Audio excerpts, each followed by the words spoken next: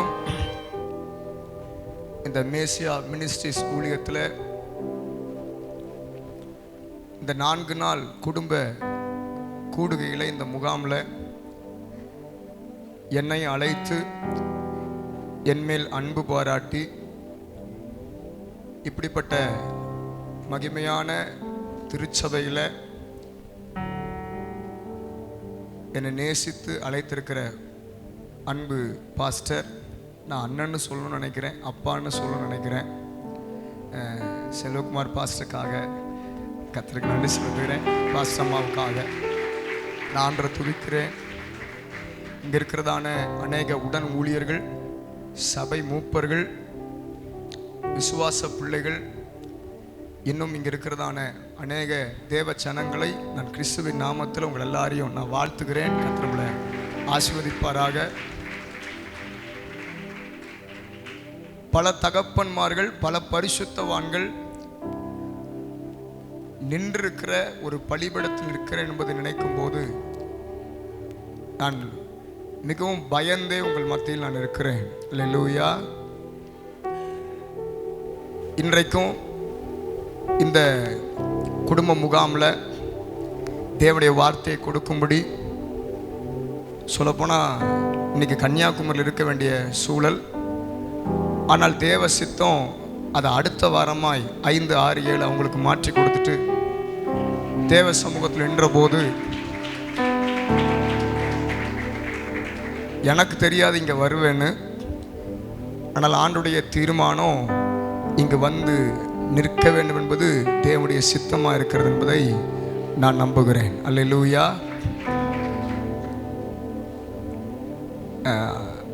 அன்பு அண்ணன் ஸ்டான்லி அண்ணன், கார்த்திக் அண்ணன், ஒவ்வொரு தகப்பன்மார்கள், அண்ணன்மார்கள் இந்த கூடுகையில் வந்திருப்பார்கள் நான் விசுவாசிக்கிறேன். அப்படிப்பட்ட அண்ணன்மார்களோடு நிற்பதற்கு இந்த சுல்லானுக்கு ஒரு வாய்ப்பை தேவன் தருகிறதுக்காக, போகிற இடமெல்லாம் கர்த்தர் என்னை இப்படி கொண்டு போகிறதுக்காக நான் கர்த்தருக்கு நன்றி செலுத்துகிறேன். அது என்னவோ தெரியல, எங்கே போனாலும் கடைசி நாள் கூட்டம் இந்த கழுதை மேலே தான் விழுகுது. கர்த்தருக்கு தோத்திரம். அல்லேலூயா. அது ஏன்னே தெரியல. ஆனால் ஒன்றை மாத்திரம் அறிகிறேன், விளைக்கரையம் இல்லாமல் எழுப்புதல் வரவே வராது. நாம் எடுக்கிற ஒவ்வொரு பிரயாசத்தையும் பரலோகம் மறப்பதே இல்லை. அல்லேலூயா. ஆகவே உங்கள் மத்தியில் இருப்பதை நான் பெரிய பாக்கியமாய் கருதுகிறேன். பாஸ்டர் அம்மாவுக்காக மறந்துட்டேன். அல்லேலூயா. கர்த்தருக்கு ஸ்தோத்திரம். நாம் தொடர்ச்சியாய் தேவனுடைய வார்த்தையினராய் கடந்து சொல்வோம். ஆவியானவர் நம்மோடு இடைப்படுவாராக. அல்லேலூயா. எனக்கு ஷார்ட் பீரியடில் தான் இப்படிப்பட்ட அழைப்பு வந்தது. ஆகவே அதன் அடிப்படையில் நான் தேவ சமூகத்தில் நின்றபோது ஆண்டவர் எனக்கு முன்னதாக ஒரு வசனத்தை காண்பித்தார். அந்த வசனத்தின் அடிப்படையில் உங்களோடு நான் வேகமாய் பேசி நான் கடந்து செல்ல விரும்புகிறேன். அல்லேலூயா. நான் பேசுகிறதெல்லாம் பின்னாடி உள்ளவங்களுக்கு நல்லா கேட்குதுங்களா? கர்த்தருக்கு ஸ்தோத்திரம். அண்ணன் உங்களுக்கெல்லாம் பின்னாடி ஸ்தோத்திரம். ஏன்னா அண்ணன் ஆராதிக்கும் போது கொஞ்சம் பேஸ் ஓவர் இருந்ததுனால கர்த்தர் நல்லவர். அல்லேலூயா. எல்லாரும் திருப்பிக் கொள்ளுங்கள். அப்போஸ்தலர் புஸ்தகம் 16ஆம் அதிகாரம் அதில் 31வது வசனத்தை நீங்கள் எடுத்து வாசிப்பீர்கள் என்றால், வேதம் சொல்லுகிறது, அதற்கு அவர்கள் கர்த்தராகிய இயேசு கிறிஸ்துவை விசுவாசி, அப்பொழுது நீயும் உன் வீட்டாரும் ரட்சிக்கப்படுவீர்கள். அல்லேலூயா. கர்த்தராகிய இயேசு கிறிஸ்துவை விசுவாசி, அப்பொழுது நீயும் உன் வீட்டாரும் ரட்சிக்கப்படுவீர்கள். இந்த குடும்ப முகாமில் வந்திருக்கிற ஒவ்வொரு தேவ பிள்ளைகளுக்கும் இந்த கடைசி நாள் கூடுகையில் ஆவியானவர் சமூகத்தில் நின்ற போது ஆண்டவர் இந்த ஒரு வசனத்தை தான் எனக்கு முன்னதாக வைத்தார்.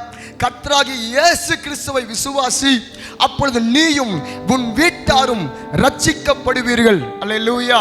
விசுவாசித்தால், அல்லேலூயா, நீங்க கவனிச்சீங்கன்னா விசுவாசிக்கிறவன் ரட்சிக்கப்படுகிறான் என்று வார்த்தை சொல்லுகிறது. ஒருவேளை தேவ பிள்ளைகள் விசுவாசித்தால் என்ன நடக்கும் என்கிறத ஒரு 3 ஆசீர்வாதத்தை வேதத்தில் ஆவியானவர் எழுதி வைத்திருக்கிறார். நீ விசுவாசித்தால் ரட்சிக்கப்படுவாய் என்று போடப்பட்டிருக்கிறது. ஆனால் இந்த விசுவாசிக்கிறது நிமித்தம் கர்த்தர் ஆண்டவரே உண்மையான தெய்வம், அவர் உண்மையான இரட்சகர், என்னுடைய வாழ்க்கைகளை எல்லாவற்றிலும் நான் எதிர்பார்க்கிற எதிர்பார்ப்புகளை நிறைவேற்றுகிற ஒரே தெய்வம் இயேசு என்பதை, கர்த்தராகி இயேசு கிறிஸ்துவை நீ விசுவாசிக்கும் போது நீங்கள் ரட்சிக்கப்படுவீர்கள்னு இந்த வார்த்தையை தேவ ஆவியானவர் எழுதி வைத்திருக்கிறார். விசுவாசித்தால் நடக்கிற 3 ஆசீர்வாதங்கள் என்னங்கிறத நான் முதல் சொல்லுகிறேன். வேதம் முழுக்க ஆதியாகமத்திலிருந்து வெளிப்படுத்தல் புஸ்தகம் வரைக்கும் நீங்கள் வாசிப்பீர்கள் என்றால் வேதம் சொல்லுகிறது, யோவான் 11ஆம் அதிகாரத்தில் 40ஆம் வசனத்தை நீங்க வாசி பார்த்தீங்கன்னா வேதம் சொல்லுகிறது, கர்த்தராகிய இயேசு கிறிஸ்துவை நீங்க விசுவாசிக்கிற ஒவ்வொரு தேவ பிள்ளைகளுக்கும் முதல் வருகிற ஆசீர்வாதம் என்ன? நீ விசுவாசித்தால் தேவனுடைய மகிமையை காண்பாய். இந்த வார்த்தையை ஆண்டவர் யாருக்கு இந்த வார்த்தையை சொல்லுகிறார்? நீங்கள் கவனித்து பார்த்தீங்கன்னா, லாசரு என்று சொல்லுகிற ஒரு மனிதன் மரித்து போகிறான். தகப்பன் இல்லாமல், தாய் இல்லாமல், மார்த்தாள், மரியாள், லாசரு என்று சொல்லுகிறதான இந்த 3 பேர் வளர்க்கப்படுகிறார்கள்.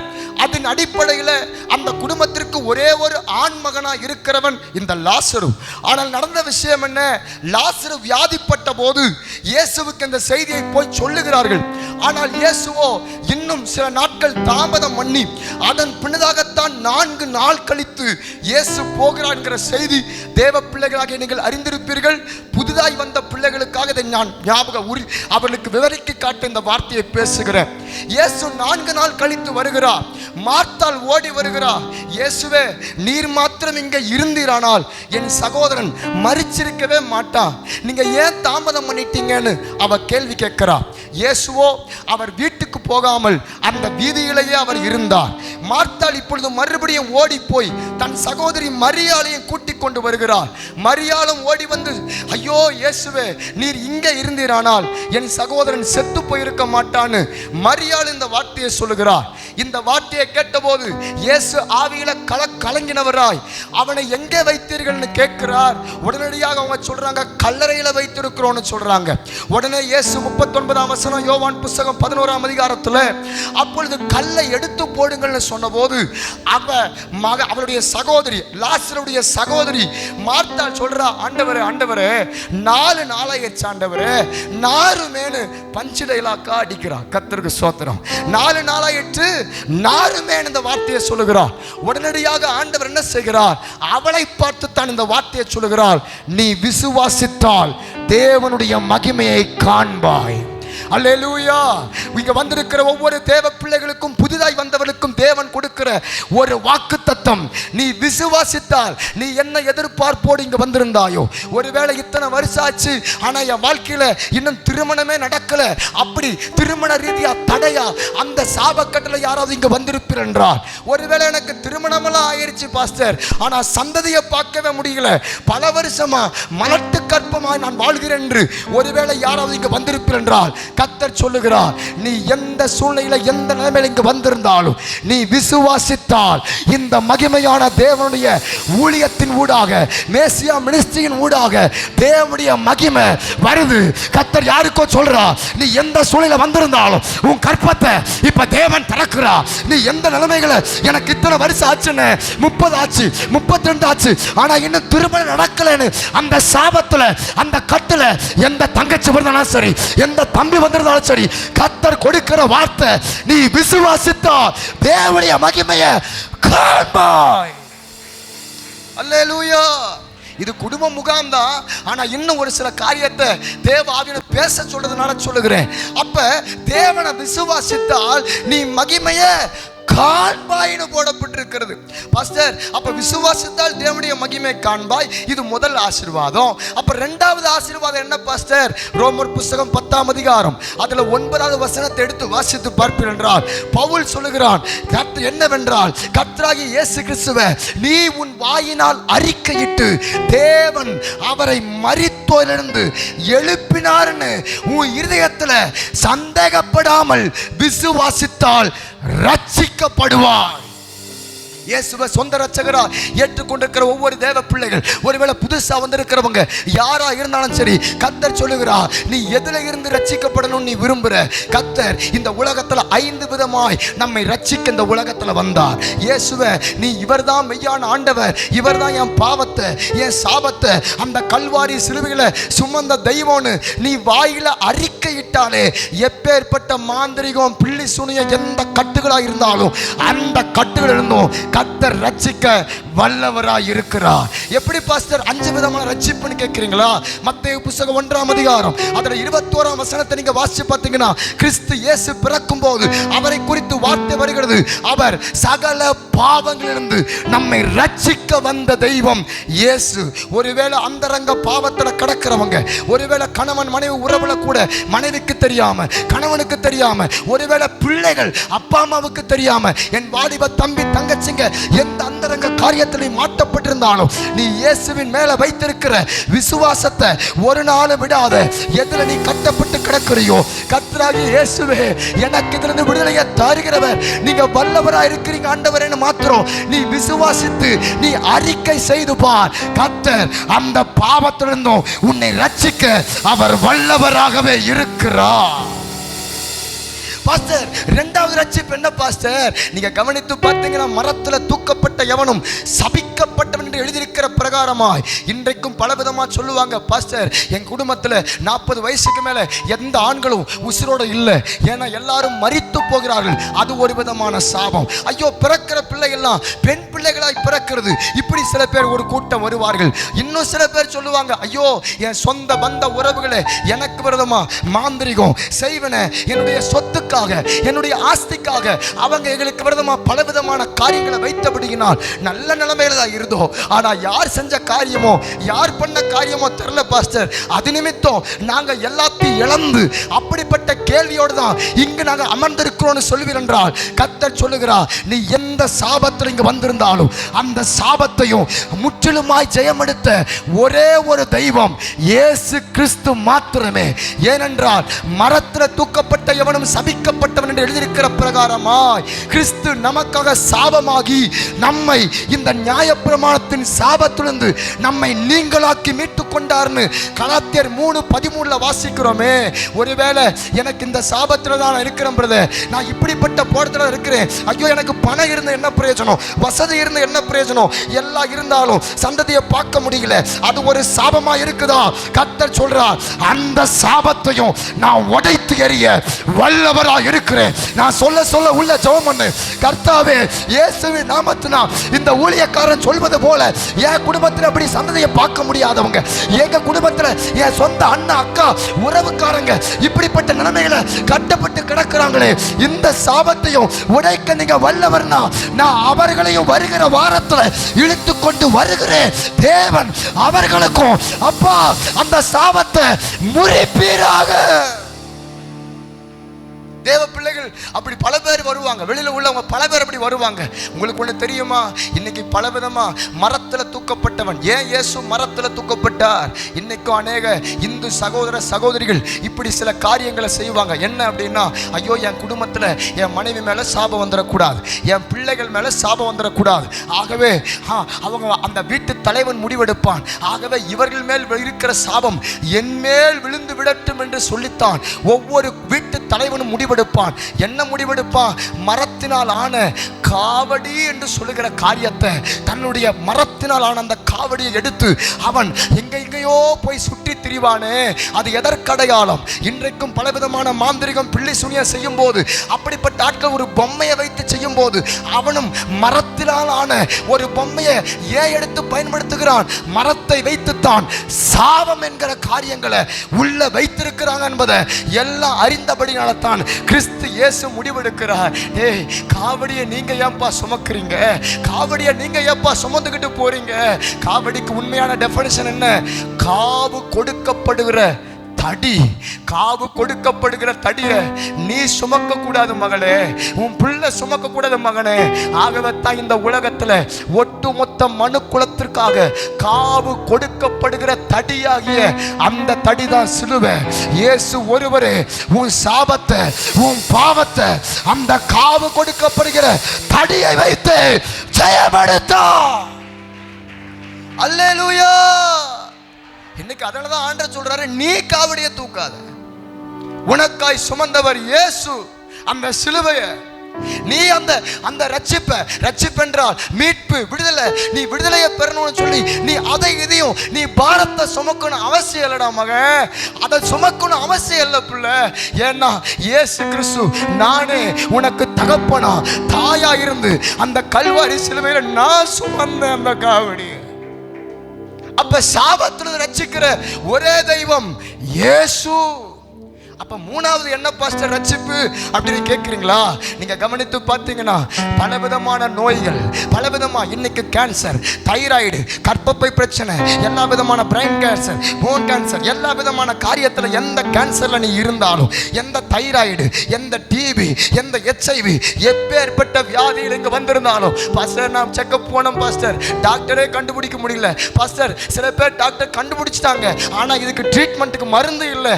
அப்படித்தான் நான் இங்க வந்திருக்கிறேன்னு ஒருவேளை யார் இங்கு வந்திருந்தாலும் கர்த்தர் உங்களுக்கு தீர்க்க தரிசனமா சொல்றா, நீ எந்த வியாதியில, எந்த மரண கண்ணியில, எந்த ஒவ்வொரு நாளும் இரவுல தூங்க முடியாம ஐயோ செத்துருவனோ மரிச்சிருவனோ அப்படி சில வயதானவர்கள் இங்க இருக்கிறீங்களா? கர்த்தர் உனக்கு தீர்க்க தரிசனமா சொல்றா, எப்பேற்பட்ட நோய்களா இருந்தாலும் அந்த கல்வாரி சிலுவைகளை, அவர் பாவங்களை, சாபங்களை, நோய்களை தேவன் ஜெயம் எடுத்துட்டான், உன்னை ரட்சிக்கிறார். நீ விசுவாசித்தால் அந்த நோய்கள் நீ ரட்சிக்கப்படுவாய். ரட்சிக்கப்படுவாய். அப்ப நாலாவது ரட்சிப்பு என்ன பாஸ்டர்? பேயில இருந்து ரட்சிப்பு. பக்கத்துல பார்த்து சொல்லுங்க, பேயில இருந்து. பக்கத்துல பார்த்து சொல்லுங்க, நீங்க ஏன் பேய் அடிச்ச மாதிரியே உட்காந்துருக்கீங்க? அல்லேலூயா. கொஞ்சம் ஃப்ரீயா கேளுங்க. பேயிலிருந்து ரட்சிக்கப்படுவாய். இப்படி பலவிதமா மாந்திரிகம், பிள்ளை சுனிய கட்டளை யார்? ஐயோ எனக்கு இப்படி வச்சுட்டாங்க, ஐயோ எனக்கு அப்படி வச்சுட்டாங்க, ஐயோ எங்களுக்கு எலுமிச்சை பழம் வீட்டில் இருந்தோம் பார்த்தோம் பாஸ்டர், அப்படி சில பேர் வந்திருப்பாங்க. அல்லேலூயா. அதை அழகா ஜூஸ் போட்டு குடிச்சிட்டு கிளம்பிடணும். கர்த்தருக்கு ஸ்தோத்திரம். அல்லேலூயா. ஏன் ஆண்டவர் இதை சொல்லுகிறா? நீ எப்பேற்பட்ட பிசாசின் கட்டளை வந்திருந்தாலும் அந்த கட்டில இருந்தும் நீ எத்தனை மந்திரவாதிகள், எந்த விதமான பூஜை சரிகள் எங்க ஓடனாலும் சரி, உனக்கு அதுல இருந்து ரட்சிப்பை பார்க்க முடியலையா, விடுதலையை பார்க்க முடியலையா?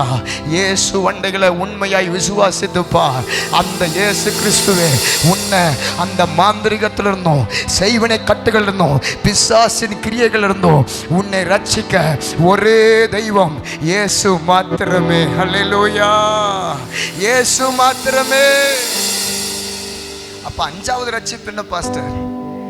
வேதம் சொல்லுது எபேசியர் 4:30, தேவ பிள்ளைகள் அன்றைய மீட்கப்படுகிற நாளுக்கென்று முத்திரையாய் பெற்ற தேவனுடைய பரிசுத்த ஆவியை துக்கப்படுத்தாதீங்க. ஒட்டுமொத்த உலகத்தையும் இயேசு கிறிஸ்து மத்திய ஆகாயத்தில் வரும்போது தம்முடைய மனவாட்டி என்று சொல்லுகிற சபையை ஒட்டுமொத்த உலகத்திலிருந்தும் கர்த்தர் ரட்சித்து மகிமையான பரலோக ராஜ்யத்தில் சேர்ப்பார். அதுதான் நிரந்தர ரட்சிப்பு. அல்லேலூயா.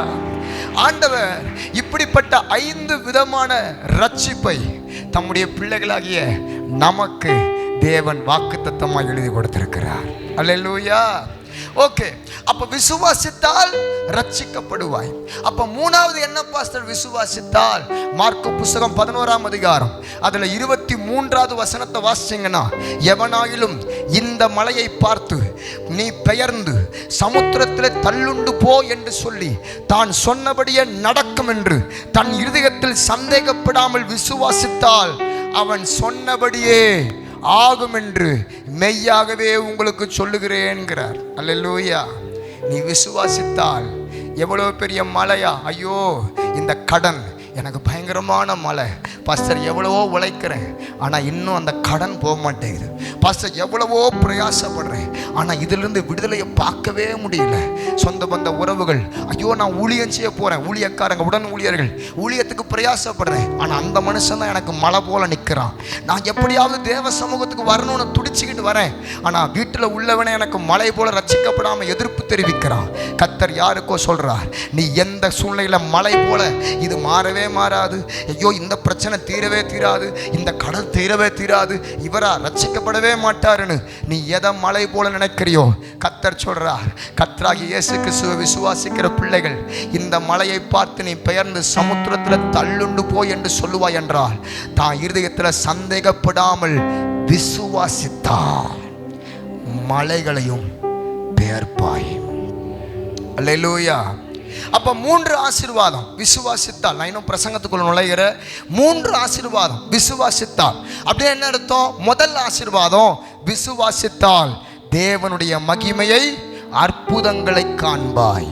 இரண்டாவது, விசுவாசித்தால் ரட்சிக்கப்படுவாய், ரட்சிப்பு விடுதலை விடுவிக்கப்படுவாய். மூன்றாவது, விசுவாசித்தால் மலைகளையும் பெயர்ப்பாய். அல்லேலூயா.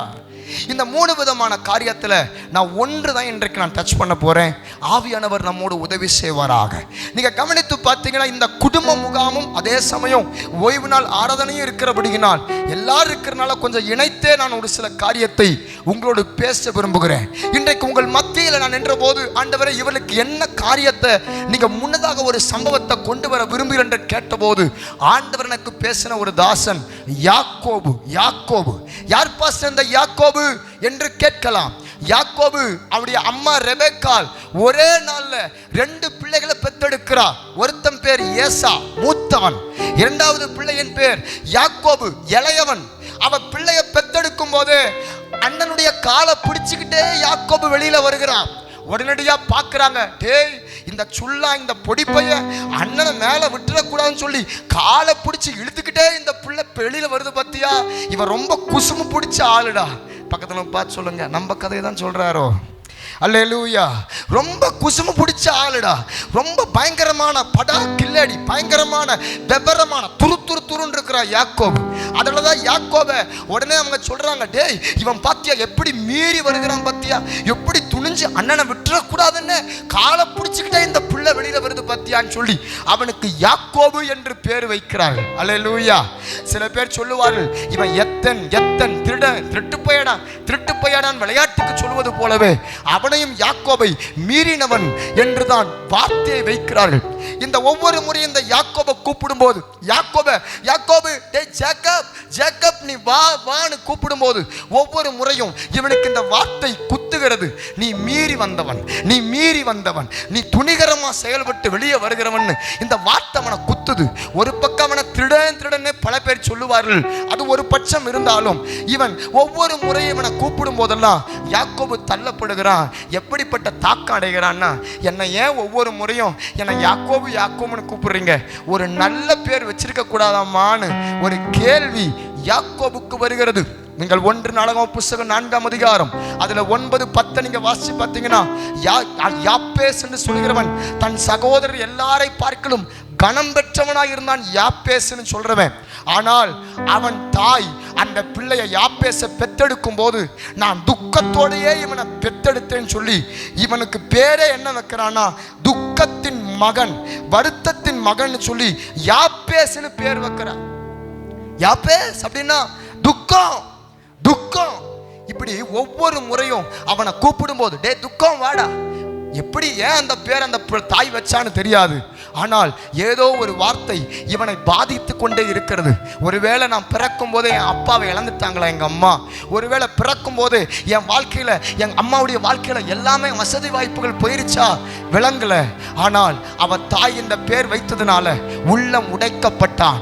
அதே போல்தான் யாக்கோபும் உடைக்கப்பட்டான். ஒரு 3 விதமான நிலைமையை சொல்றேன். முதல் நிலைமை, இந்த யாக்கோபு உடைக்கப்பட்டவன். ஒருவேளை உறவுகளாலேயோ, ஒருவேளை வெளியில உள்ளவங்களாலேயோ, சொந்த பந்தங்களாலேயோ, ஏன் கூட பிறந்தவங்களாலேயோ, வார்த்தைகள் ஊடாகவோ அல்லது அவங்க செயல்படுகிற காரியத்தின் ஊடாகவோ உடைக்கப்பட்டு யார் இங்கு வந்திருந்தாலும் கர்த்தர் சொல்லுகிறார், யாக்கோபின் நிலைமை அதுவே. இன்றைக்கு அநேக தகப்பன்மார்கள், ஐயோ நான் ஆசையா பிள்ளையை பெத்தெடுத்து வளர்த்தேன், ஆனா இன்னைக்கு வசதி வாய்ப்பு வந்து அவன் பிள்ளை பெருகின போது, அவன் திருமணம் முடித்த போது அன்பு செலுத்துறதில்லை, அக்கறை காட்டுறதில்லைன்னு ஒருவேளை தகப்பன் தாய்மார்கள் யார் இங்கு வந்திருந்தாலும் கர்த்தர் உங்களுக்கு தீர்க்கமா பேசுறார். கலங்காத, நீ தேடுகிற சந்தோஷம், நீ தேடுகிற சமாதானம், நீ தேடுகிற அன்பு இயேசுவிடத்தில் உண்டு. அந்த இயேசு உன்னை தள்ளாதவர், உன்னை விட்டு விலகாதவர். ஆகவத்தான் இவன் உடைக்கப்பட்டான்னு சொன்னேன். யாக்கோபு உடைக்கப்பட்டவன். நடந்த விஷயம் என்ன? சரி, இவன் தான் உடைக்கப்பட்டவன் சொல்றீங்க, இதுதான் என்னுடைய முதல் நிலைமை. ரெண்டாவது நிலைமை என்ன பாஸ்டர்? நடந்த விஷயம் என்ன?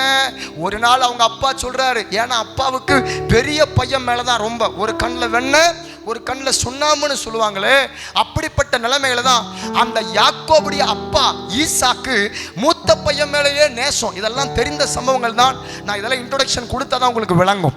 மூத்த பையன் மேல அதிகமான பாசம் வைக்கிறான் அப்பா. ஆனால் அவங்க அம்மாக்காரி இளைய பிள்ளை மேல அதிக பாசம் வைக்கிறார். ஒரு நாள் நடந்த சம்பவம் என்ன? அவங்க அப்பா சாக போகும்போது, சாகர தருவாய்க்கு போகும்போது அப்பா சொல்லுகிறார், மகன் நான் சாகர நிலைமைக்கு வயசாயிடுச்சுடா, அதனால எனக்கு ருசியா ஏதாவது உன்னை சமைத்து கொண்டு வான்னு சொன்னபோது இந்த வார்த்தையை கேட்டு மூத்த மகன் ஏசா அவன் வனத்துக்கு போய் வேட்டையாடி கொண்டு வருவதற்குள்ளாக இந்த இளைய மகன் இந்த யாக்கோபு அப்பாவுக்கு தெரியாமல் அம்மாவுடைய ஆலோசனையை கேட்டுக்கொண்டு இவன் எல்லா விதமான காரியத்தையும் செஞ்சு முடிச்சு, அப்பா வந்திருக்கிறேன் பாருங்க ஏசா, சாப்பிடுங்கப்பான்னு சொல்லி ஆசீர்வாதத்தை வாங்க ஆசைப்படுகிறான். அவங்க அப்பா கேட்கிறாரு, டேய் சத்தமோ யாக்கோபின் சத்தம், ஆனா கையெல்லாம் தொட்டு பார்த்தா ஏசா மூத்த பையன் கையை மாதிரி இருக்கு, ஆனா பேச்சு வாய்ஸ் இளைய மகன் மாதிரி தெரியுதே. இருந்தாலும் கண்ணு மங்களா இருந்ததுனால அந்த ஈசாக்கு அவனை கை வைத்து ஆசீர்வதித்துட்டு அவனை அனுப்பி விடுகிறான். இந்த செய்தி பின்னதாக வந்த மூத்த மகன் அண்ணனுக்கு தெரிந்தபோது அண்ணன் கோபம் கொள்ளுகிறான். ஏற்கனவே என்னுடைய சேஷ்ட புத்திர பாகத்தை எடுத்துக்கிட்டான், இப்ப என்னுடைய அப்பா எனக்குன்னு வச்சிருந்த ஆசீர்வாதத்தையும் பிடுங்கிட்டானான்னு சொல்லி மிகுந்த கோபமா வன்மமா என் தகப்பனார் ஒரு நாள் மரிப்பார், அன்றைக்கு இந்த யாக்கோபை ஒரே அடியா கொன்று போடலாம் என்று அவன் திட்டமிடுகிறான். இந்த சம்பவங்கள் அறிந்தவைகளே. அதனால் முடிவெடுக்கிறான். யாக்கோவுடைய அவங்க அம்மாவும் அப்பாவும் முடிவெடுக்கிறாங்க, ஈசாக்கு ரெபெக்கால முடிவெடுக்கிறாங்க, தம்பி ஒரே நாள்ல 2 பேரும் அடிச்சுக்கிட்டு நீங்க ஏன் எங்க கண்ணு முன்னாடி சாகணும்? வேண்டாம், ஒன்னு முடிவெடுக்கிறேன், தயவு செஞ்சு யாக்கோபு மாமா வீட்டுக்கு போயிடுறா, லாபான் வீட்டுக்கு போயிடுறான்னு சொல்லி எந்த தாய் ஆசீர்வாதத்துக்காக பலவிதமான ஆலோசனையும் ரூட்டையும் போட்டாலோ அதே தாய் யாக்கோபை துரத்துகிறான். எந்த தகப்பன் ஆசீர்வாதத்தை கொடுத்தானோ அதே தகப்பன் துரத்துகிறான். யாக்கோபுடைய இரண்டாவது நிலைமை உறவுகளால் தள்ளப்பட்டவன். உறவுகளால் தள்ளப்பட்டவன். முதல் சொன்ன உடைக்கப்பட்டவன், இரண்டாவது உறவுகளாலையும் தள்ளப்பட்டவன். ஒருவேளை எல்லாம் எனக்கு இருக்குதான், ஆனா நான் எதிர்பார்க்கிற காரியத்தை பார்க்க முடியல. எல்லாம் எனக்கு இருக்குதான், நான் எதிர்பார்க்கிற நேசத்தை பார்க்க முடியல. அப்படி யாராக தேவ பிள்ளைகள் இருப்பீங்கன்னா கர்த்தர் சொல்றார், நீ உறவுகளால் தள்ளப்பட்டாலும், சங்கீதக்காரன் தாவீது சொல்லுகிறான், என் தகப்பனும் என் தாயும் கைவிட்டாலும் கர்த்தர் என்னை சேர்த்து கொள்ளுகிறவர். அல்லேலூயா. என் தகப்பனும் என் தாயும் கைவிட்டாலும் கர்த்தர் என்னை சேர்த்து கொள்ளுகிறவர். இப்ப யாக்கோபு அப்பா துரத்தும் போது ஒரு கழுதையை கொடுக்கல, ஒரு ஒட்டகத்தை கொடுக்கல, எதுவுமே இல்லாமல் தள்ளப்படுகிறான் யாக்கோபு. அவன் யோசிக்கிறான், சரி அப்பா துரத்தணும் தான் துரத்துனாரு, ஆனா நான் ஆசைப்பட்ட அந்த உடைமைகள், நான் ஆசைப்பட்ட சொத்து, நான் ஆசைப்பட்ட எல்லா விதமான ஆசீர்வாதம், அதையாவது அப்பா கொடுத்து அனுப்புவார்னு பார்த்தா அப்பா எதுவுமே கொடுக்காம உடைமைகளை எல்லாம் இழந்தவனாகத்தான் யாக்கோபு போகிறானா? கர்த்தர் 3 விதமான நிலைமையை யாக்கோபுடைய சம்பவத்துல சொல்றார். நீ உடைக்கப்பட்டிருக்கலாம் வார்த்தைகளால, நீ உறவுகளால தள்ளப்பட்டிருக்கலாம், மூன்றாவது உடைமைகளை எல்லாம் இழந்திருக்கலாம். அப்படிப்பட்ட நிலைமையில நீ இங்கு தேவ சமூகத்தில் வந்திருப்பாய் என்றால் கர்த்தர் சொல்றாரு, மகன் யாக்கோபே, உன்னை கொண்டுதான் ஒரு பெரிய திட்டத்தை நான் வைத்திருக்கிறேன். உன்னை கொண்டுதான் பெரிய திட்டம், உன்னை கொண்டுதான் பெரிய திட்டம், உன்னை கொண்டுதான் பெரிய தரிசனம். உன்னை கொண்டுதான் நீ என் தாசன், நீ என் தாசகி, நீ என்னால் மறக்கப்படுவது இல்லை. யாக்கோபே, நீ என்னால் மறக்கப்படுவதில்லை. யாக்கோபு இந்த நிலைமையில தான் அவன் புறப்பட்டு போறான். ஒவ்வொரு இடமா வனாந்தரத்துல, பாலஸ்தீன தேசத்துல, பாலைவனத்துல நடந்து போய் போய் போய் போய் நடந்து போய் கடைசி ஒரு கட்டத்துல அவன் ஒரு கல்ல தலையணையா வச்சு அந்த யாக்கோபு படுத்து அவன் கண்கள்ல கண்ணீரோடு அழுகிறான். ஆண்டவரே, நான் எதை நம்பி இருந்தனோ, என் அம்மா அப்பா என் கூடவே கடைசி வரைக்கும் இருப்பாங்கன்னு நினைச்சேன். உறவுகளை இழந்துட்டேன், வார்த்தைகளால உடைக்கப்பட்டேன், மூணாவது உடைமைகளே இழந்த நிலைமைகளை எனக்கு ஏன் இந்த நிலைமைன்னு மனது உடைந்து போய்தான் யாக்கோபு அந்த வனாந்தரத்தில் படுத்துக் கொண்டிருக்கிறான். இதைத்தான் வேதம் சொல்கிறது. ஆதியாகமம் புத்தகம் 28ஆம் அதிகாரம் அதுல 10வது வசனத்திலிருந்து கடைசி வசனம் வரைக்கும் நீங்கள் வாசிப்பு என்றால் வேதம் புறப்பட்டிருக்கு. அப்பொழுது யாக்கோபு பெயர்செபா விட்டு புறப்பட்டு ஆரானுக்கு போக பிரயாணம் பண்ணினான். வேதம் சொல்கிறது, ஒரு இடத்திலே யாக்கோபு வந்து அங்கே ராத்தங்கி, சூரியன் அஸ்தமித்தபடியினால் அங்கே ராத்தங்கி அவ்விடத்து கற்கள் ஒன்றை எடுத்து தன் தலையின் கீழ் வைத்து அங்கே நித்திரை செய்யும்படி யாக்கோபு படுத்துக் கொண்டான். அங்கே அவனுக்கு ஒரு சொப்பனம் உண்டானது. ஒரு ஏணி பூமியில வைக்கப்பட்டிருந்தது, அது வானத்தை எட்டி இருந்தது. அதுல தேவதூதர்கள் ஏறுகிறவங்களா இருக்கிறாங்க, இறங்குறவங்களா இருக்காங்க. யாக்கோபு இந்த சொப்பனத்தை பார்க்கிறான். இந்த கனவுல தூதர்கள் ஏறுறாங்க, இறங்குறாங்க, ஏறுறாங்க, இறங்குறாங்க. இந்த தரிசனத்தை பார்க்கிறான். இவன் கேட்கிறான், யார் இது ஆண்டவரே, என்ன இந்த தரிசனம்? தூதர்கள் ஏறுறாங்க, இறங்குறாங்களே, ஒருவேளை நியாயப்படி பார்த்தா தூதர்கள் என்னைக்கு நான் வெளியில வந்தனோ மேல இருந்து தானே இறங்கி வந்திருக்கணும். ஆனா இந்த இவனுக்கு கண்ட தரிசனத்துல தூதர்கள் ஏறுறத பார்க்கறான், இறங்குறத பார்க்கறான். திஸ் இஸ் டூ மச் ஆண்டவரே. என்ன ஆண்டவரே, தூதர்கள் ஏறுறாங்க, இறங்குறாங்க. யாக்கோபுக்கு ஒண்ணுமே புரியல. யாக்கோபுக்கு ஒண்ணுமே புரியல. டேய் யாக்கோபு, உனக்கு புரியலையா? உனக்கு புரியலையா? டேய், என்னைக்கு உன்னை அம்மா உன்னை தூக்கி எறிஞ்சாலோ, என்னைக்கு அப்பா உன்னை துரத்துனாங்களோ, என்னைக்கு அண்ணன் உன்னை கொலை செய்ய தேடினானோ, இதை எல்லாத்தையும் அறிஞ்ச போது உறவுகளால் கைவிடப்பட்டாலும், உலகத்தால கைவிடப்பட்டாலும், நீ தள்ளப்பட்டு வனாந்தரத்துல வந்து ஒரு கல்ல தலையணையா வச்சு நீ படுத்துட்டு இருக்கிய. இப்ப நான் உன்னை பார்த்து இறங்கலடா. எப்ப உலகத்தால உறவுகளால தள்ளப்பட்டு நீ ஒரு அடி கால் எடுத்து வனாந்தர வாழ்க்கையில வச்சியோ, அப்பவே பரலோகம் உனக்காக தேவ தூதர்களை இறங்க பண்ணி உலகம் கைவிடலாம், உன் பிள்ளை கைவிடலாம், கூட இருக்கிறவன் கைவிடலாம். ஆனா பரலோகம் ஒரு நாளும் உன்னை கைவிடாது. பரலோகம் ஒரு நாளும் உன்னை கைவிடாது. என் பரலோக தகப்பன் உன்னை கைவிடாதவர்.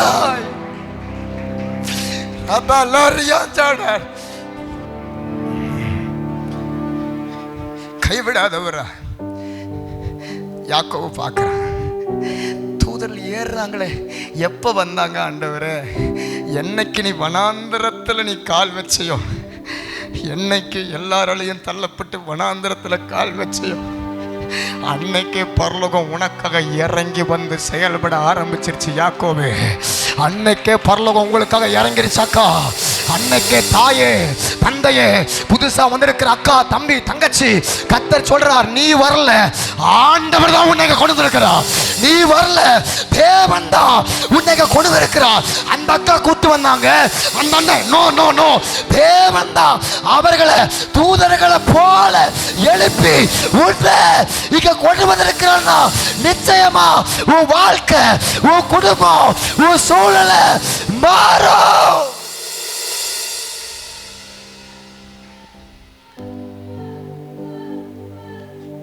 மாறும் மாறும்.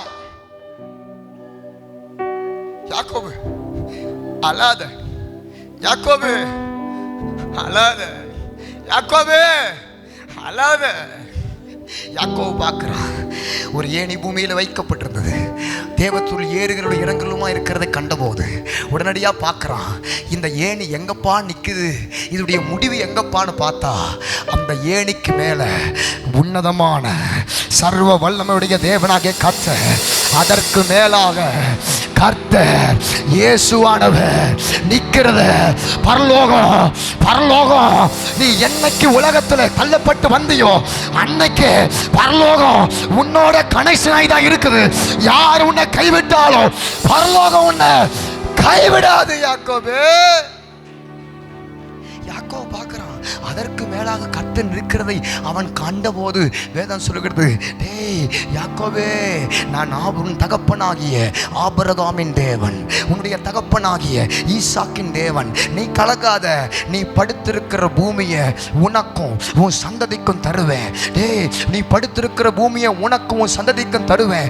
உன் சந்ததி பூமியின் தூளை போல பெருகிருக்கும். நீ வடக்கையும் நீ கிழக்கு, நீ மேற்கையும் நீ கிழக்கையும் நீ வடக்கையும் தெற்கையும் நோக்கி பரம்புவாய். டே, உன் சந்ததியை பூமியின் தூளை போல பெருக பண்ணி உனக்குள்ளும் உன் சந்ததிக்குள்ளும் பூமியுள்ள வம்சங்களை எல்லாம் நான் ஆசீர்வதிப்பேன்டா. நீ நினைச்சிட்டு இருக்கிற நான் ஒண்ணு இல்லாம ஒத்த பைசா இல்லாம என்னை துரத்திட்டாங்களே, உடைமைகள்லாம் இழந்துட்டனே, என் சொத்துக்காக எல்லாம் இப்படி செஞ்சு என்னை தூக்கி எறிஞ்சிட்டாங்களே, இன்னைக்கு ஒண்ணு இல்லாத ஓட்டாண்டியா இங்க வந்து அமர்ந்திருக்கிறேன்னு அப்படி சிலர் இங்க வந்திருக்கீங்க. கர்த்தர் உனக்கு சொல்றா, உன்னை ஓட்டாண்டியா உலகம் உன்னை தூக்கி எரிஞ்சாலும் பரவாயில்ல, கர்த்தர் உனக்கு கொடுக்கிற தீர்க்கதரிசனம், நீ கலங்காத. உன்னை மட்டும் ஆசீர்வதிக்க போறதில்ல, உனக்குள்ளும் உன் சந்ததிக்குள்ளும் நான் ஆசீர்வாதத்தை, நான் பூமியுள்ள வம்சங்களை எல்லாம் உன்னை வச்சுதான் ஆசீர்வதிப்பேன்டா. நானா என் வீட்டிலேயே சோத்துக்கு வழி இல்லை, நானா வம்சத்துக்கு நான் சாப்பாடு கொடுப்பேன்? நானே சோத்துக்கு வழி இல்லாதவன், என்னை வச்சு எப்படி பாஸ்டர், என்னை வச்சு ஊழியம் தாங்கப்படுமா? நானும் அழுகிறேன் பாஸ்டர். இங்கே சிலர் அப்படி இருக்கீங்க, ஊழியத்தை தாங்கணும்னு ஆசை, ஆனால் ரொம்ப ஏழ்மை நிலைமையில சில அக்காமா இல்லைங்க அழுகுறீங்க. எல்லாரும் ஊழியத்தை தாங்குறாங்களே பாஸ்டர் சொல்லும் போது நான் உடனே எந்திரிக்கணும்னு ஆசை இருக்கு, ஆனால் எனக்கு திராணி இல்லைன்னு அப்படி சில இங்கே உட்காந்துருக்கீங்க. கர்த்தர் தீர்க்கதரிசனமா சொல்றார், நீ எந்த நிலைமையில நீ இருக்கிறியோ கர்த்தர் சொல்றாரு, சந்தேகப்படாத, உனக்குள்ள உன் சந்ததிக்குள்ள பூமியின் வம்சங்களை ஆசீர்வதிக்கிற மாதிரி உன்னை கொண்டு மேசியா மினிஸ்ட்ரிய நான் ஆசீர்வதிப்பேன். ஜெபிங்க ஜெபிங்க. உன்னை கொண்டு சொந்த இடத்தை, உன்னை கொண்டு சபையை கட்டுவா, உன்னை கொண்டு ஆயிரக்கணக்கான ஜனங்களை இந்த ஊழியத்தின் ஊடாக அநேக கிளை சபை, அநேக ஸ்தாபனம் இயேசுவின் பெயரா கர்த்தாவே எழுப்ப போகிறதுக்காய் ஸ்தோத்திரம்.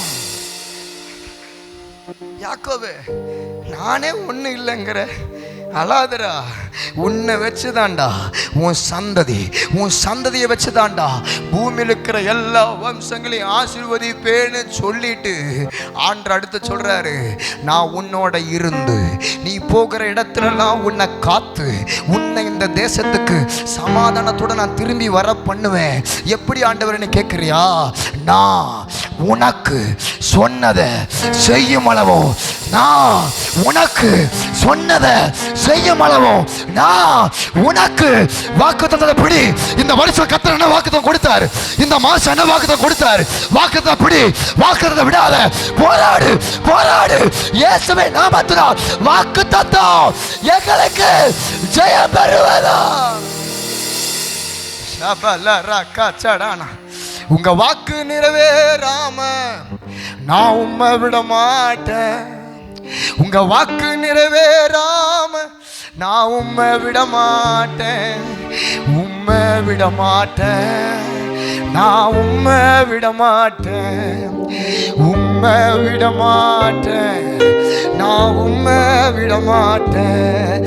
நான் விசுவாசிப்பவரும் இன்னார் என்றறிவேன், அவர் அந்நாள் பரியந்தம் காத்து நடத்திடுவார். நான் விசுவாசிப்பவரும் இன்னார் என்றறிவேன், அவர் அந்நாள் பரியந்தம் காத்து நடத்திடுவார். அவர் சொல்ல ஆகும், அவர் கட்டளையிடவே நிற்கும்.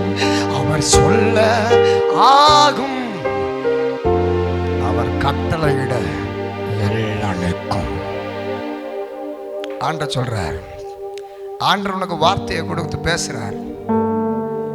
நான் உனக்கு சொன்னதை செய்கிற வரைக்கும் யாக்கோபு உன்னை கைவிட மாட்டேன். அப்பா உங்களை கைவிட மாட்டார், தம்பி உன்னை கைவிட மாட்டார். மேசியா மினிஸ்ட்ரிஸ் என்னைக்கும் கைவிடலை. அன்றைக்கு நடத்தின ஆண்டவர் இன்றைக்கு வரைக்கும் நடத்திட்டு வரார். உங்களை யாரையும் ஆண்டவர் கைவிட்டதா சரித்திரம் இல்லை. இயேசுவை நம்பி வந்த எந்த பிள்ளைகளையும் பரலோகம் கைவிடாது. யாக்கோபு பார்க்கிறான், உடனே அவனுக்கு முழிப்பு வருது. வேதம் சொல்லுது 16ஆம் வசனத்துல, யாக்கோபு உடனே நித்திரை தெளிந்து விழித்த போது மெய்யாகவே கர்த்தர் இந்த ஸ்தலத்தில் இருக்கிறார், இதை நான் அறியாதிருந்தேன். யாக்கோபு திடீர்னு கண்ணை முழிச்சு பார்க்கறான். இவன் சொப்பனத்துல நடுங்கிட்டான். ஐயோ என்னப்பா, ஏனிய பார்த்தேன், மேல ஆண்டவரை பார்த்தேன், தூதர் ஏறி இறங்க. உடனே அவன் முடிவெடுத்துட்டான், மெய்யாகவே கர்த்தர் இந்த ஸ்தலத்துல இருக்கிறார், இதை நான் அறியாதிருந்தேன்னு சொல்லி அவன் பயப்பட ஆரம்பிச்சான். அடுத்த வசனம் புறப்பட்டிருக்கு 17ஆம் வசனத்துல, அவன் பயந்து இந்த ஸ்தலம் எவ்வளவு பயங்கரமா இருக்கிறது, இது தேவனுடைய வீடே அல்லாமல் வேறு அல்ல என்று சொல்லி யாக்கோபு அதிகாலை எழுந்து தன் தலையின் கீழ் வைத்திருந்த கல்லை எடுத்து அதை தூணாக நிறுத்தி, கல்லை தூணா நிப்பாட்டிட்டான்.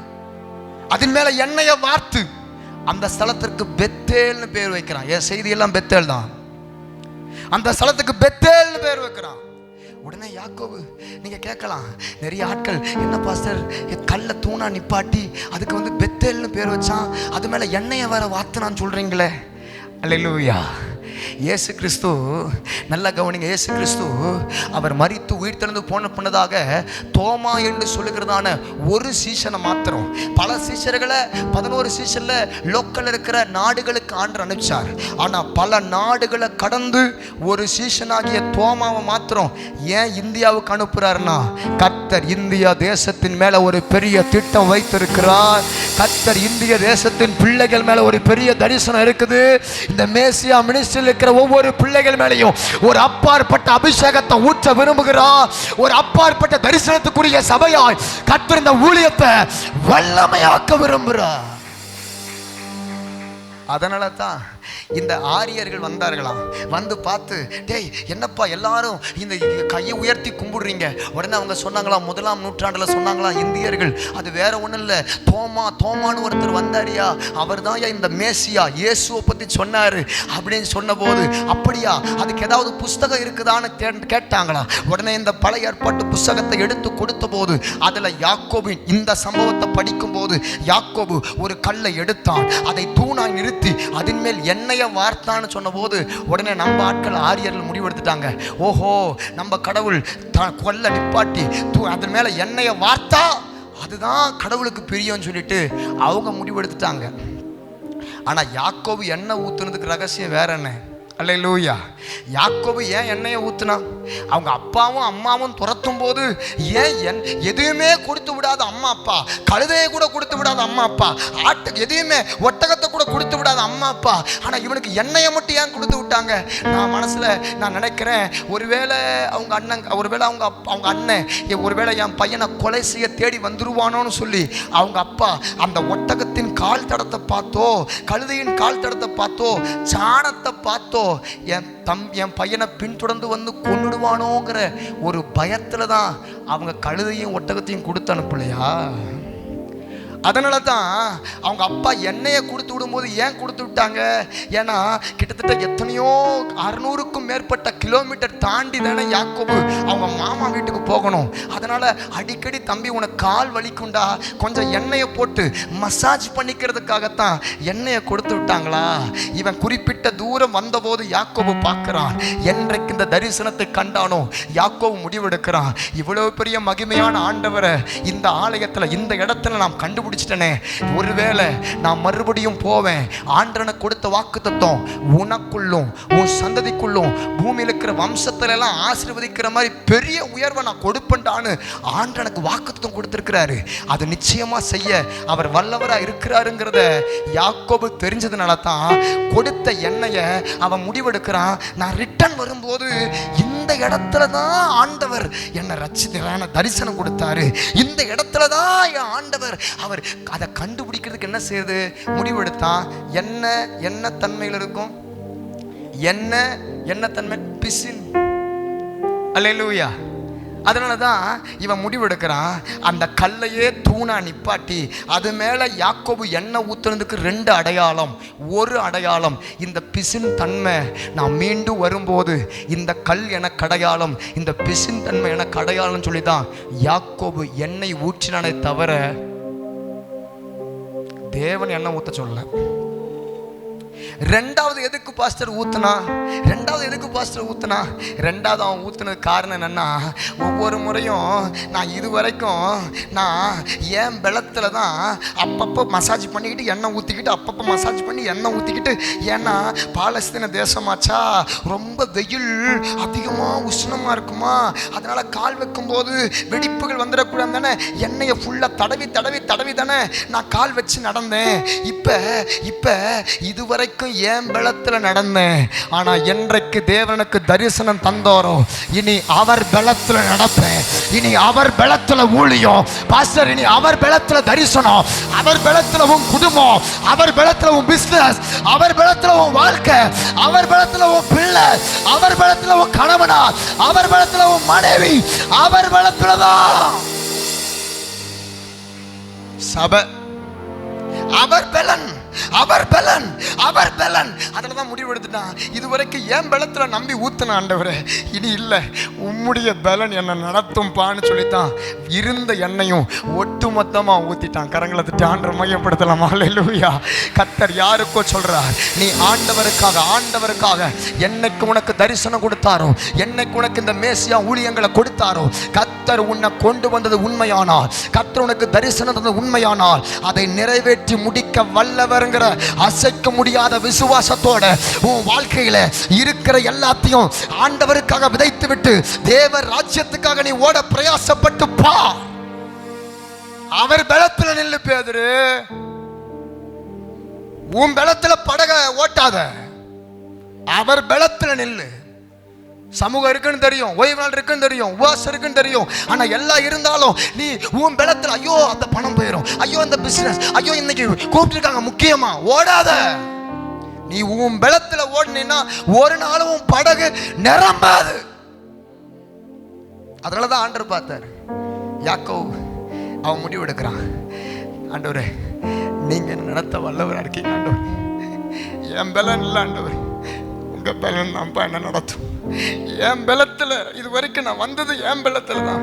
ஆனால் என்னைக்கு தரிசனம் தந்தீங்களோ, என்னைக்கு எனக்கு சபை தந்தீங்களோ, என்னைக்கு எனக்கு பரிசுத்தவான்களை கொடுத்தீங்களோ, உங்க பலத்தில் வர ஆண்டவர், உங்க பலத்தில் வர ஆண்டவர். கர்த்தர் என்ன செஞ்சார் தெரியுமா? யாக்கோபு கோலும் கையுமா தான் போனான். லாபான் இதுக்குள்ள பேச டைம் இல்லை. லாபான் கோலும் கையுமா தான் போனான். என் செய்தியெல்லாம் வேற. லாபான் கோலும் கையுமா தான் போனான். கோலும் கையுமா போன லாபான் இப்போ யாக்கோபு கோலும் கையுமா லாபான் வீட்டுக்கு போனவன். அந்த யாக்கோபு 20 வருஷம் கழிச்சு அவன் என்ன தெரியுமா ஒரு ஜெபம் பண்ணா? அந்த வனாந்தரத்தில் ஆண்டு தரிசனம் கொடுத்தார்ல, அதில் என்ன தெரியுமா ஜெபம் பண்ணா யாக்கோபு? ஆண்டே தரிசனம் கொடுத்தீங்க, ரொம்ப சந்தோஷம். நீங்கள் பூமியில் உள்ள வம்சங்கள்லாம் உன்னை வச்சு தாண்டா நான் பல சபைகளை எழுப்ப போறேன், உன்னை வச்சு தாண்டா பல ஊழியக்காரங்களை, உன்னை வச்சு தாண்டா பல ஜனங்கள் சாபத்துல கிடக்கிறவங்களை, உன்னை வச்சுதான் பல பேர் வியாதியிலிருந்து சுகாடைவாங்க. இத்தனையும் சொல்றீங்களே. யாக்கோபுக்கு என்ன தெரியுமா சொன்னா? அந்த ஆதியாகமம் 28 யாரும் எடுக்காதீங்க, ஆதியாகமம் 28:20 அவன் சொல்றான், அப்பொழுது யாக்கோபு தேவரீர் என்னை ஆசீர்வதித்து எனக்கு உண்ண ஆகாரமும் உடுக்க வஸ்திரமும் நீர் எனக்கு தந்து என்னை என் தகப்பன் வீட்டுக்கு சமாதானத்தோடையே திரும்பி வர பண்ணுவீரானால் அப்பொழுது நீர் தேவன் என்பதை நான் அறிந்து கொள்கிறேன், எனக்கு வருகிற எல்லாவற்றிலையும் தசமபாகம் ஒழுங்கா செலுத்துவேங்கிறான். நல்ல விசுவாசி. அல்லேலூயா. யாரு? யாக்கோபு.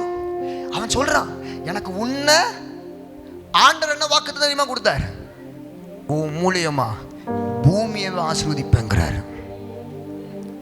ஆனா யாக்கோபுடைய ஜெப குறிப்பு என்ன? எல்லாம் வாய் தரன்னு சொல்லுங்க. உன்னை உடுக்க, பக்கத்துல பார்த்து சொல்லுங்க, உருப்பிடுமா? அண்ணா சொல்லுங்க, உருப்பிடுமா? பக்கத்துல பார்த்து என்ன, நான் உருப்பிடுவேன், பக்கத்துல பார்த்து சொல்லுங்க, உருப்பிடுமா? அல்லேலூயா. நான் யாக்கோபு கதையை சொல்றேன், நீங்க ஏன் ஒரு மாதிரியாவே நினைக்க? நான் இருக்கிற வரைக்கும் யாரும் உங்களை அடிக்க மாட்டாங்க. அல்லேலூயா. நான் சொல்றது விளங்குதா? உன்னை உடுக்க, ஆகாயத்து பட்சிகளை கவனித்து பாருங்கள், அவைகள் விதைக்கிறதும் இல்லை அறுக்கிறதும் இல்லை, என்றாலும் சாலமோன் முதலாய் சர்வ மகிமையிலும் அவைகளைப் போல் உடுத்தி இருந்ததில்லை, அவைகளையே ஆண்டவர் பிழை பூட்டுவார் என்றால்.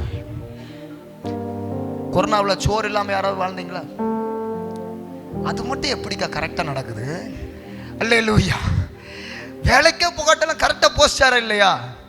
பார்த்து பார்த்து சொல்லுங்க, எத்தனை முட்டை? அல்லேலூயா. நான் சொல்ற எத்தனை பேருக்கு விளங்குது? இருக்கீங்களா தாயே? அல்லேலூயா. தந்தையே விளங்குதா? நான் சொல்றேன், இயேசுவை சொந்த ரட்சகரா ஏற்றுக்கொண்டு வந்த ஒருத்தனும் சோத்துக்கு வழி இல்லாம செத்ததா சரித்திரத்துல இல்லையா?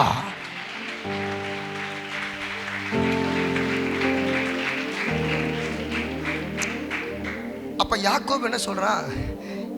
எனக்கு சோறு வேணும் ஆண்டவரே, எனக்கு சோறு வேணும் ஆண்டவரே, எனக்கு வஸ்திரம் வேணும் ஆண்டவரே.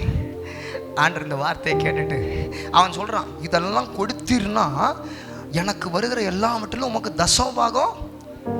தசமபாகத்தை பார்த்தா வராரு. கர்த்தருக்கு தோத்திரம். இன்னும் ஒரு பாருங்க, நம்ம ஆளுக்கு கமிஷன். கர்த்தருக்கு தோத்திரம். யா வானவருக்கு சிங்காசனம், பூமி அவருக்கு பாதப்படியா. அல்லேலூயா. நம்ம ஒரு கமிஷன் மாதிரி. ஆண்டவரே, பாஸ்டர் செல்வகுமார் பாஸ்டர் எனக்கு இதை கொடுத்தீங்க ஆண்டவர், இந்த இது கொடுத்துட்டாருன்னா நான் அதில் வந்து ஒரு லட்ச ரூபா உங்களுக்கு, 1 லட்சம் இல்லை, அது ஜாஸ்தியாக சொல்லணும், சரி தப்பு இல்லை, ஒரு 10,000 ரூபா உங்களுக்கு ஆண்டவருக்கு. நான் சொல்கிறது புரியுதுங்களா? கமிஷனை வச்சு ஆண்டவர் கையை முறுக்காத.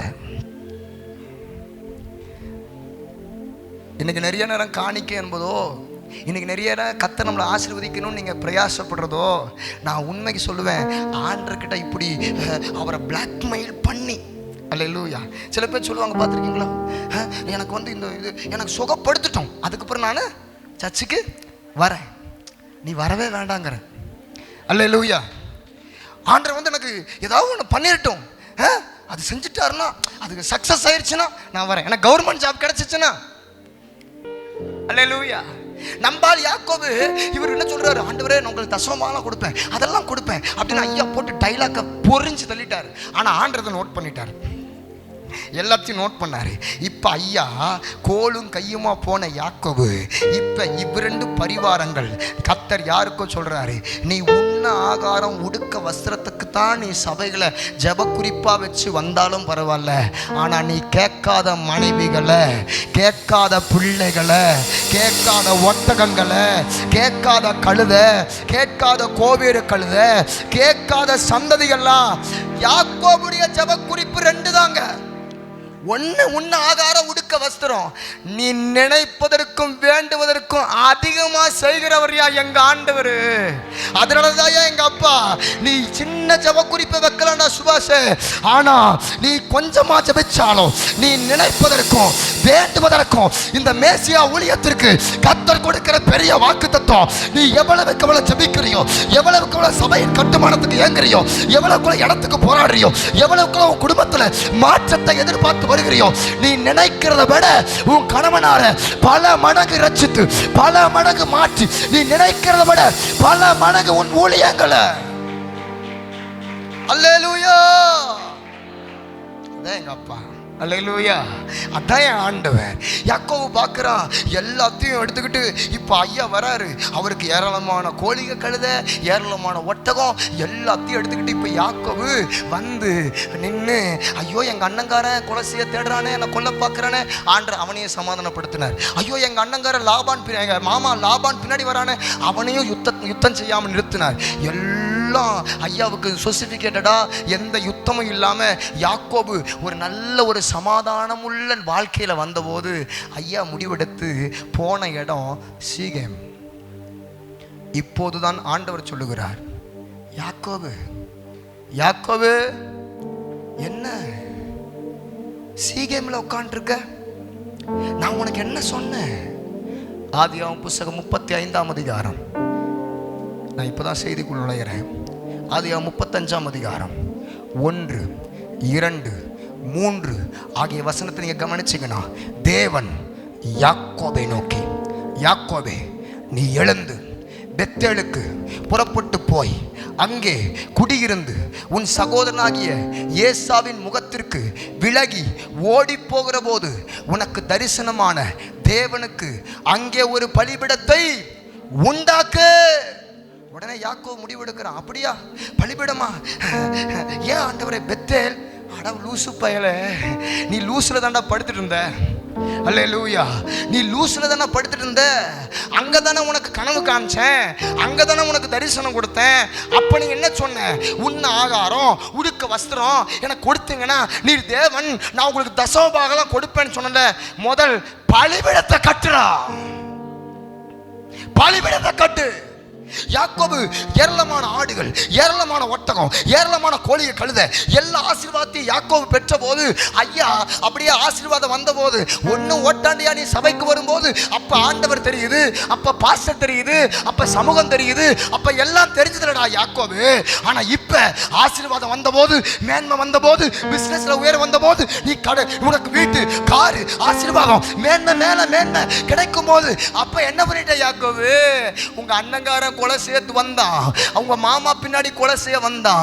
இத்தனை பேரையும் நான் யுத்தம் பண்ணி உனக்கு ஜெயம் கொடுத்து உன்னை சமாதானமா உன் வாழ்க்கையும் உன் குடும்பத்தையும் வாழ வைக்கிறேன்னு நீ எனக்கு ஒரு உடன்படிக்கை பண்ணிய ஞாபகம் இருக்கான்னு கேட்கிறா. கர்த்தர் யாருக்கோ சொல்றா, நீ ஆரம்பத்தில் ரட்சிக்கப்படுத்தி உள்ள வரும்போது நீ ஞானஸ்தானம் எடுக்கும் முன்னதாக இருந்த அந்த அன்பு, ஆதியிலிருந்து அன்பு இருக்குதா? அன்னைக்கு ஞானஸ்தானம் எடுக்கும் முன்னதாக ஊழியக்காரர்களுக்கு கொடுத்த அந்த கணம், பரிசுத்தவான்களை தேடின அந்த உண்மை உத்தமம், சமூகத்தை ஒரு ஓய்வு நாள் கூட மிஸ் பண்ணாம தேவனை தேடினையே அந்த வைராக்கியம், அந்த அஸ்திபாரம், அந்த துடிப்பு இப்ப எங்கடா? எல்லாம் நடிப்பா போயிடுச்சுல யாக்கோபு, எல்லாம் நடிப்பா போச்சுல.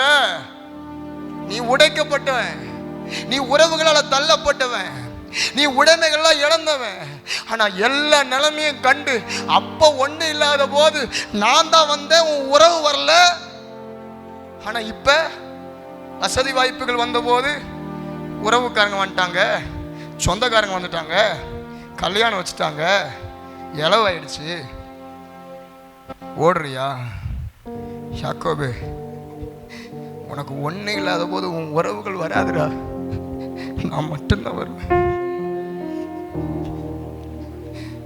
சொந்த மந்த உறவுகள் உங்ககிட்ட காசு இருந்தா தான் வரும். நீ ஆசீர்வாதமா இருந்தா எல்லாம் கூட இருப்பாங்க. என் சொந்த ஊர் சென்னை. ஒரு ரவுடி குடும்பத்தில் பிறந்தவன். ரத்தத்தை பார்க்காம இருந்ததா கிடையாது. எங்கள் அண்ணங்காரன் என்னைக்கு சென்னையில் இருக்கான். என் அண்ணங்காரனுடைய சின்ன அண்ணனை அடிச்சிட்டான் போது, எவன்டா அடிச்சது? இதான் இந்த பாரில் டேபிளில் உட்காந்து குடிச்சிட்டு இருந்தவனை யார்? இவன் தான் அடித்தான். எங்கள் அண்ணன் பெரியப்பம்மாவன் பாட்டில் உடைச்சி வாயிலே சொல்லிவிட்டான். வாய் தொங்குது. எங்கள் அப்பாவோ பிடிக்கிறதுக்காக போலீஸ்காரங்க தேடுவாங்க.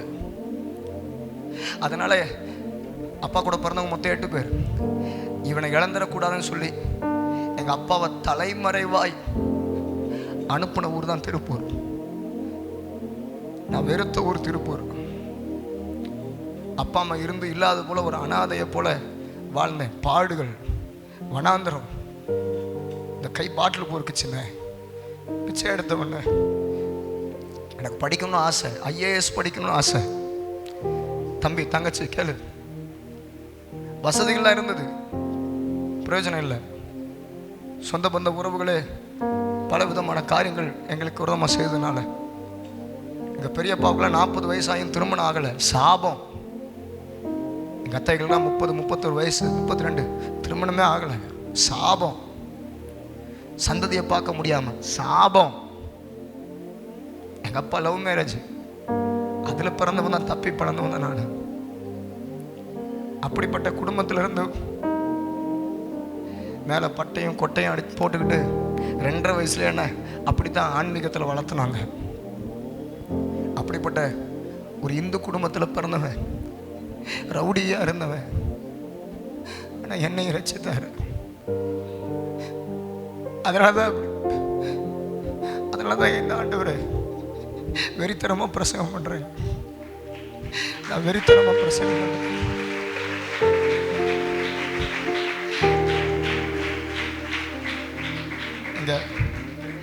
எங்கள் அப்பா ஒரு டைம் புக்கை ஓப்பன் பண்ணுறாரு. ஓப்பன் பண்ணி பார்த்தா எங்கள் அப்பா பேர் மனோகர். எம்னு போடணும் இன்சில், ஆனால் ஜெயன்னு போட்டேன். எனக்கு அப்பாலாம் ஏசப்பா தான். இதை பார்த்தவொடனே எங்கள் அப்பா கோவப்பட்டார். உனக்கு அப்பா வேற ஒருத்தனடா, என்னை அடித்து எங்கள் அப்பா வீட்டை விட்டு வெளியில் போ. எங்கள் அப்பா சொன்னார், நல்ல தகப்பன் தான், எந்த ஒரு பிள்ளையும் செய்யக்கூடாதுன்னு நான் செஞ்சேன். அதனால் எங்கள் அப்பா என்னை துரத்துனார். கிட்டத்தட்ட 10-11 ஆண்டு காலம், 12 ஆண்டு காலம் அப்பா அம்மா இருந்தும் இல்லாத போல யோசேப்பை போல தனிமையில தான் வாழ்ந்தேன். இந்த மாதிரி ஞாயிற்றுக்கிழமை ஆயிடுச்சுன்னா சபை முடிச்சு 11 மணிக்கு எல்லாரும் போயிடுவாங்க. ஆனால் நான் யார் வீட்டுக்கும் தெரியாது, பையன் மாட்டிக்குவேன், தெருவா நடப்பேன். நீர் கொப்பளம் வரும், 2 கொப்பளம் 3 கொப்பளம் வராமல் நான் வீட்டுக்கு வந்ததா எனக்கு தெரியல. நடப்பேன், தெருவா நடப்பேன். ஆனால் ஞாயிற்றுக்கிழமை ஆயிடுச்சுன்னா இரவு 7-7:30 மணிக்கு இந்த பைபிளை தான் கட்டி பிடிச்சி அழுவேன். எனக்கு அப்பா இல்லை, எனக்கு அம்மா இல்லை. நான் செஞ்ச ஒரு தப்பு, இயேசு தான் எனக்கு அப்பான்னு ஜேன்னு போட்டதுனால தான் பல இடங்களுக்கு சுற்றிருக்கேன். பைத்தியக்காரனை போல சோத்துக்கு வழி இல்லாமல் தெரிஞ்சிருக்கேன். ஆனால் அப்படிப்பட்ட கழுதை இன்னைக்கு போராடமெல்லாம் இது இந்த சாயல் இல்லை சிஸ்டர், இது நான் கிடையாது, இது நான் கிடையாது. என் நிலைமை என்னன்னு எனக்கும் ஆண்டருக்கு மட்டும்தான் தெரியும். அப்படிப்பட்ட மோசமான நிலைமைக்கு தள்ளப்பட்டவன் இன்னைக்கு ஒவ்வொரு மாசமும் ஏறக்குறைய தொழுநோயாளிகள், மூக்கழுகி, கையழுகி, கால் அழுகி கிடக்கிறவங்கள, பிளாட்பாரத்தில் உள்ளவங்க, குறத்தி மக்கள், பசியின் கொடுமை தெரிஞ்சவன் தான் அடுத்தவனுடைய பசி தெரியுங்கிறனால இன்னைக்கு ஒவ்வொரு மாதமும் 500 பேத்துக்கு குப்பையில் கிடந்தேன்னா இன்னைக்கு 500 பேத்துக்கு மாதம் சோறு போடக்கூடிய அளவுக்கு கர்த்தர் நடத்துகிறார். ஆண்டவர் தான் நடத்துகிறார். அவருடைய கிருபையில் நடக்கிறேன், அவர் கிருபையில் வாழ்கிறேன். ஏன் தெரியுமா? பழசமாக இருக்காதீங்க, பழசமாக இருக்காத யாக்கோபு, பழசமாக இருக்காத யாக்கோபு. அதனால தான் யாக்கோபு பார்த்து, டேய் யாக்கோபு, டேய் யாக்கோபு, நான் உனக்கு தரிசனம் தந்தது பெத்தேல்லடா, ஆனால் நீ எங்கேயோ செய்யல 33:20 ஒரு பலிபீடம் கட்டி உக்காண்டிருக்க. உன் இஷ்டத்துக்கு பலிபீடத்தை இங்கே கட்டாதடா யாக்கோபு, நான் சொல்கிற இடத்துக்கு வாடா. எங்க ஆண்டவரே, நான் உன்னை எங்கே தரிசனம் கொடுத்து எங்கே நான் உன்னை தெரிந்து கொண்டேனோ அந்த இடத்துக்கு வாடா, அந்த இடத்துக்கு வாடா, அந்த இடத்துக்கு வாடா, அந்த இடத்துக்கு வாடா. நான் உன்னை ஆரம்பத்தில் எந்த நிலையில உன்னை அன்பு கூர்ந்தனோ, நீ என்னை எந்த நிலையில அன்பு கூர்ந்தையோ அந்த அன்பெல்லாம் இன்னைக்கு விட்டுடுச்சா? அந்த ஆத்ம பாரம், அந்த சுவிசேஷ பாரம், அந்த தேவனை தேடுற அந்த உண்மை உத்தமம் அதெல்லாம் போயிருச்சா? மறுபடியும் திருப்பி கொண்டு வாடா யாக்கோபு. யாக்கோபு இப்ப முடிவெடுக்கிறான். ஆண்டவரே என்ன சொல்றீங்க? எனக்கு புரியுற மாதிரி சொல்லுங்க.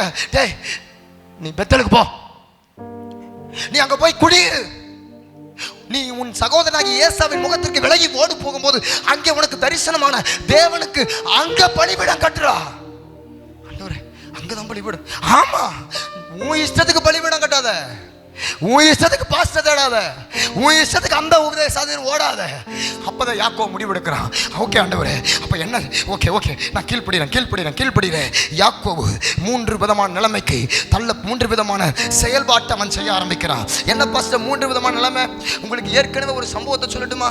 இந்த யாக்கோபை ஏற்கனவே இஸ்ரவேல்னு பேர் கொடுத்தார்ல 32ஆம் அதிகாரத்தில் யாக்கோபை இஸ்ரவேல்னு பேர் கொடுத்த ஆண்டவர் அதுக்கடுத்து மறுபடியும் வரும்போது இஸ்ரவேல்னு பேர் ஆண்டவர் அழைக்கவே இல்லையே. ஏன்னா நீ மாறாத வரைக்கும் நீ இஸ்ரவேலா மாற முடியாது, நீ மாறாத வரைக்கும் நீ ஆசீர்வதிக்கப்பட்டவனா மாற முடியாது. யாக்கோபு, நீ மாற உன்னை ஒப்பு கொடுன போது யாக்கோபு இப்ப முடிவெடுக்கிறான். ஓகே ஆண்டவரே, 2ஆம் வசனத்தை கவனிச்சு பாருங்க. வேதம் அப்படி போடப்பட்டிருக்கு. எப்ப ஆண்டவர் இந்த வார்த்தையை சொன்னாரோ இப்ப முடிவெடுக்கிறான். அப்பொழுது யாக்கோபு தன்னுடைய வீட்டாரையும் தன்னோடு கூட இருந்த மற்ற அனைவரையும் அவன் வரவழைத்து அவங்களை கூப்பிட்டு அவன் என்ன தெரியுமா செய்கிறான்? உங்களிடத்தில் இருக்கிற அந்நிய தெய்வங்கள் எல்லாம் விலக்கி போட்டு உங்களை சுத்தம் பண்ணிக்கொண்டு உங்கள் வஸ்திரங்களை மாற்றுங்கள். ஏன் எதுக்கே மாட்டணும்? அது வேற ஒண்ணு இல்லடா. நாம் எல்லாரும் எழுந்து பெத்தேலுக்கு போவோம் வாருங்கள்னு வேலைக்காரனை கூப்பிடுறான், மனைவியை கூப்பிடுறான், பிள்ளைகளை கூப்பிடுறான், எல்லா விதமான உறவுகளை எல்லாரையும் டேய் வாங்கடா, ஆண்டவர் பெத்தேலுக்கு போய் சொல்றாரா. எனக்கு ஆபத்து உண்டான நாளிலே என்னுடைய விண்ணப்பத்துக்கு உத்தரவு அருளி செய்து நான் நடந்த வழிகளை என்னோடு கூட பாதுகாப்பா கூட இருந்த அந்த தேவனுக்கு அங்க ஒரு பலிபீடத்தை நான் கட்ட போறேன். எல்லாரும் வாங்க. மனைவி கேட்கிறா, எங்க பிள்ளைகளுமா? ஆமா. எங்க வேலைக்காரங்க? ஆமா. எங்க அடிமை? எல்லாரும் தான். எல்லாரையும் பெத்தேலுக்கு வர சொல்லு. பாஸ்டர் எனக்கு புரியல பாஸ்டர். பாஸ்டர் இந்த யாக்கோபு குறித்து இந்த பெத்தேலை குறித்து எங்களுக்கு என்ன பாஸ்டர் சொல்ல விரும்புறீங்க? ஒரு 3 காரியத்தை எழுதி கொள்ளுங்க, வேக வேகமாக சொல்றேன்.